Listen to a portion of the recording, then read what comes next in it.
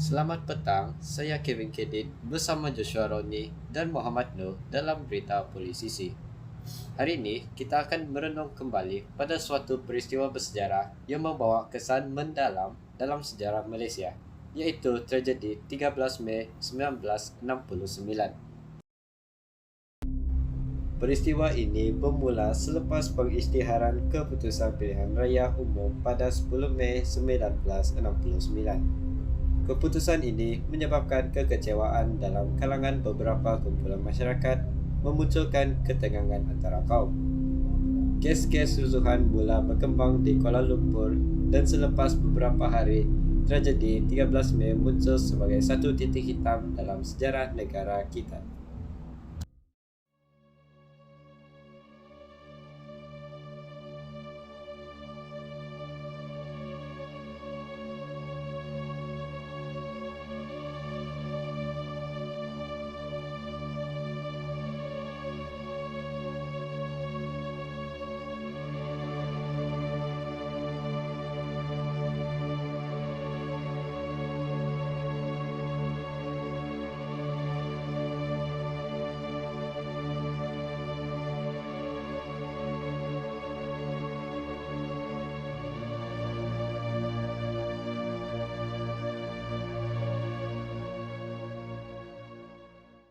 Punca utama tragedi ini ialah ketidakpuasan dan ketegangan politik di antara kumpulan masyarakat.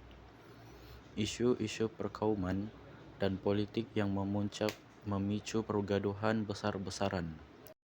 Kegagalan menguruskan konflik dan ketegangan dengan cara yang efektif menyebabkan keadaan menjadi lebih buruk. My every public statement and stand was motivated by my sense of Malaysian nationalism and patriotism. I was born in Malaysia and I shall die in Malaysia. I have no other land as my home. I have children who are growing up in Malaysia and who are going to live in Malaysia. I felt it is my duty to do my part to build a multiracial and harmonious Malaysia, for without such a society, all Malaysians will suffer. I believe that the policy followed by the Alliance is not producing or generating a sense of Malaysian consciousness and identity, transcending all racial, language, and cultural differences.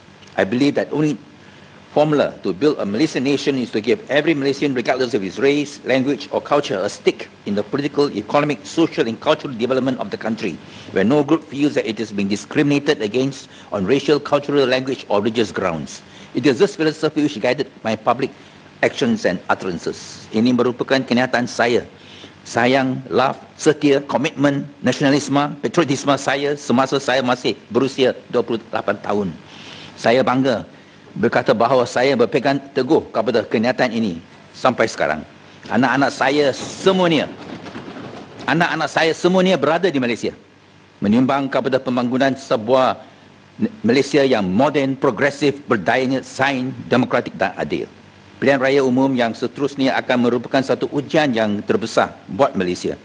Menguji sama-sama kita berdaya menjadi sebuah negara demokratik yang biasa, di mana semua rakyat Malaysia menikmati hak dan kuasa untuk melaksanakan peralihan kuasa dan kerajaan menerusi peti undi.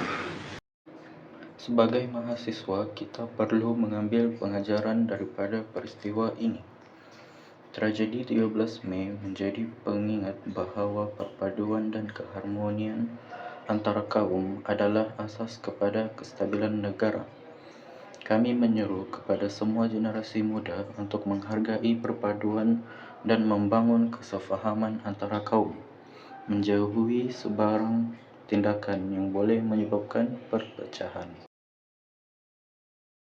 Selepas tragedi 13 Mei, negara kita telah berusaha keras untuk memulihkan perpaduan dan kestabilan. Gambar-gambar kemajuan ekonomi dan sosial menunjukkan keupayaan Malaysia untuk bangkit dari keterpurukan. Ini adalah contoh bagaimana keperpaduan dapat menjadi kekuatan besar untuk membawa negara ke arah kemajuan dan kejayaan.